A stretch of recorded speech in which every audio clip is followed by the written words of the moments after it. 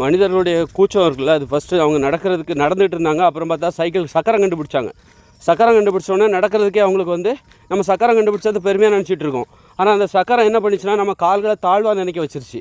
கால்கள் சக்கரத்து மூலமாக வேகமாக போகலாம், இந்த கால்கள் வேகமாகவே நடக்காது அப்படின்னு சொல்லி சக்கரத்தோடு ஒப்பிட்டு மனிதர்கள் தங்கள் கால்களை தாழ்த்த ஆரம்பிச்சிட்டாங்க.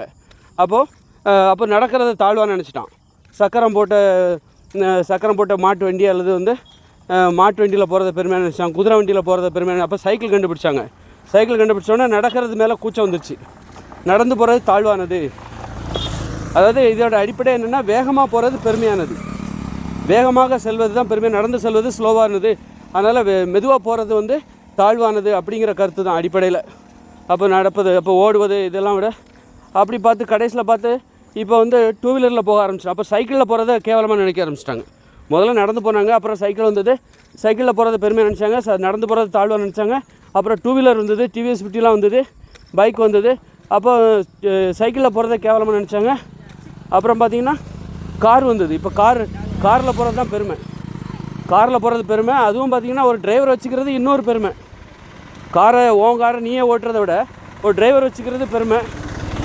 அதுக்கப்புறம் இப்போ பார்த்திங்கன்னா பெரிய கோடீஸ்வரர்லாம் என்ன பண்ணுறான், அவன் விமானத்தில் போகிறது தான் பெருமை. அதுவும் பார்த்திங்கன்னா எல்லா மக்களோட பப்ளிக் டிரான்ஸ்போர்ட் இருக்குல்ல, ஏர் சர்வீஸ், ஏரோப்ளைன், பப்ளிக் ஏரோப்ளைனில் போகிறத பெருமையாக நினைக்கல. எல்லா மக்களோட இப்போ வந்து ஒரு நடிகர் இருக்கார், பெரிய நடிகர், பெரிய அரசியல்வாதி, முதலமைச்சர், ஆளுநர், இவங்க வந்து மக்களாக இருந்து ஒரு விமானத்தில் பயணிக்க இவங்க பெருமையாக நினைக்கல, அதை சிறுமையாக நினைக்கிறாங்க, தாழ்வாக நினைக்கிறாங்க. அப்போ தனி விமானம் வச்சுக்கணும் அப்படின்னு நினைக்கிறாங்க. இந்த மாதிரி பிறரை போல் இருந்துடக்கூடாது, பிறரை போல் நாம் இருந்துடக்கூடாதுன்றதுக்காக,